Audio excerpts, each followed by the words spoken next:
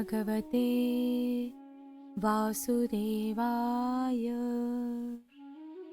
18वां अध्याय। हिरण्याक्ष के साथ वराह भगवान का युद्ध। श्री मैत्रेय जी ने कहा, तात, वरुण जी की ये बात सुनकर वह मदोन्मत्त दैत्य बड़ा प्रसन्न हुआ। उसने उनके इस कथन पर कि तू उनके हाथ से मारा जाएगा कुछ भी ध्यान नहीं दिया और चट नारद जी से श्रीहरि का पता लगाकर रसातल में पहुंच गया। वहां उसने विश्व विजयी वराह भगवान को अपनी दाढ़ों की नोक पर पृथ्वी को ऊपर की ओर ले जाते हुए देखा।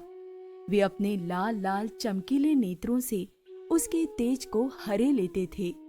उन्हें देखकर वह खिलखिलाकर हंस पड़ा और बोला, अरे ये जंगली पशु यहाँ जल में कहाँ से आया? फिर वराह जी से कहा, अरे ना समझ, इधर आ, इस पृथ्वी को छोड़ दे। इसे विश्व विधाता ब्रह्मा जी ने हम रसातल वासियों के हवाले कर दिया है। ये सूकर रूपधारी सिराधम, मेरे देखते देखते तू इसे लेकर कुशल पूर्वक नहीं जा सकता। तू माया से लुक छिपकर ही दैत्यों को जीत लेता और मार डालता है। क्या इसी से हमारे शत्रुओं ने हमारा नाश कराने के लिए तुझे पाला है? मूढ़, तेरा बल तो योग माया ही है और कोई पुरुषार्थ तुझ में थोड़े ही है। आज तुझे समाप्त कर मैं अपने बंधुओं का शोक दूर करूंगा। जब मेरे हाथ से छूटी हुई गदा के प्रहार से सिर फट जाने के कारण तू मर जाएगा, तब तेरी आराधना करने वाले जो देवता और ऋषि हैं, वे सब भी जड़ कटे हुए वृक्षों की भांति स्वयं ही नष्ट हो जाएंगे। हिरण्याक्ष भगवान को दुर्वचन बाणों से छेदे जा रहा था, परंतु उन्होंने दांत की नोक पर स्थित पृथ्वी को भयभीत देखकर वह चोट सह ली तथा जल से उसी प्रकार बाहर निकल आए जैसे ग्राह की चोट खाकर हथिनी सहित गजराज। जब उसकी चुनौती का कोई उत्तर न देकर वे जल से बाहर आने लगे, तब ग्राह जैसे गज का पीछा करता है, उसी प्रकार पीले केश और तीखी दाढ़ों वाले उस दैत्य ने उनका पीछा किया तथा वज्र के समान कड़क कर वह कहने लगा, तुझे भागने में लज्जा नहीं आती? सच है, असत पुरुषों के लिए कौन सा काम न करने योग्य है। भगवान ने पृथ्वी को ले जाकर जल के ऊपर व्यवहार योग्य स्थान में स्थित कर दिया और उसमें अपनी आधार शक्ति का संचार किया। उस समय हिरण्याक्ष के सामने ही ब्रह्मा जी ने उनकी स्तुति की और देवताओं ने फूल बरसाए। तब श्री हरि ने बड़ी भारी गदा लिए अपने पीछे आ रहे हिरण्याक्ष से, जो सोने के आभूषण और अद्भुत कवच धारण किए था तथा अपने कटु वाक्यों से उन्हें निरंतर मर्माहत कर रहा था, अत्यंत क्रोध पूर्वक हंसते हुए कहा। श्री भगवान ने कहा, अरे सचमुच ही हम जंगली जीव हैं, जो तुझ जैसे ग्राम हिंसों कुत्तों को ढूंढते फिरते हैं। दुष्ट वीर पुरुष तुझ जैसे मृत्यु पाश में बंधे हुए अभागे जीवों की आत्मश्लाघा पर ध्यान नहीं देते। हाँ, हम रसातल वासियों की धरोहर चुराकर और लज्जा छोड़कर तेरी गदा के भय से यहाँ भाग आए हैं। हम में ऐसी सामर्थ्य ही कहाँ कि तेरे जैसे अद्वितीय वीर के सामने युद्ध में ठहर सके। फिर भी हम जैसे तैसे तेरे सामने खड़े हैं। तुझ जैसे बलवानों से वैर बांधकर हम जा भी कहाँ सकते हैं। तू पैदल वीरों का सरदार है, इसलिए अब निशंक होकर उधेड़ बुन छोड़कर हमारा अनिष्ट करने का प्रयत्न कर और हमें मारकर अपने भाई बंधुओं के आंसू पोंछ। अब इसमें देर न कर। जो अपनी प्रतिज्ञा का पालन नहीं करता वह असभ्य है, भले आदमियों में बैठने लायक नहीं है।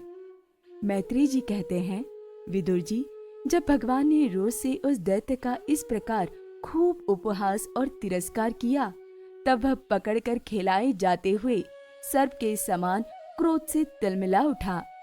वह खींचकर लंबी लंबी सांसें लेने लगा।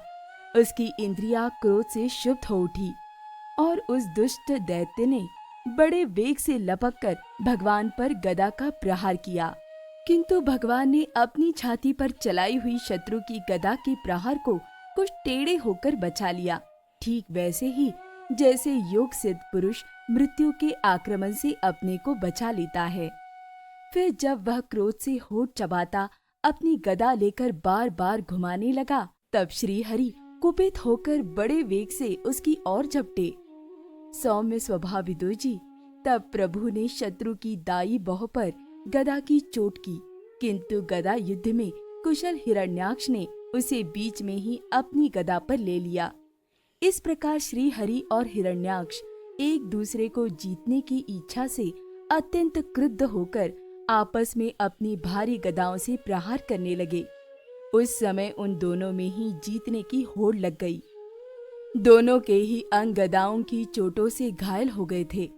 अपने अंगों के घाव से बहने वाले रुधिर की गंध से दोनों का ही क्रोध बढ़ रहा था और वे दोनों ही तरह तरह के पैतरे बदल रहे थे। इस प्रकार गौ के लिए आपस में लड़ने वाले दो सांडों के समान उन दोनों में एक दूसरे की जीतने की इच्छा से बड़ा भयंकर युद्ध हुआ। विदुर जी, जब इस प्रकार हिरण्याक्ष और माया से वराह रूप धारण करने वाले भगवान यज्ञमूर्ति पृथ्वी के लिए द्वेष बांधकर युद्ध करने लगे, तब उसे देखने के लिए वहां ऋषियों के सहित ब्रह्मा जी आए। वे हजारों ऋषियों से घिरे हुए थे।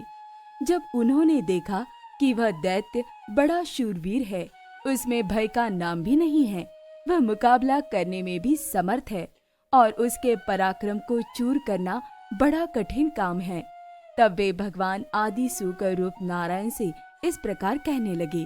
श्री ब्रह्मा जी ने कहा, देव, मुझसे वर पाकर यह दुष्ट दैत्य बड़ा प्रबल हो गया है। इस समय ये आपके चरणों की शरण में रहने वाले देवताओं, ब्राह्मणों, गौ तथा अन्य निरपराध जीवों को बहुत ही हानि पहुंचाने वाला, दुखदायी और भयप्रद हो रहा है। इसकी जोड़ का और कोई योद्धा नहीं है, इसलिए ये महाकंटक अपना मुकाबला करने वाले वीर की खोज में समस्त लोकों में घूम रहा है।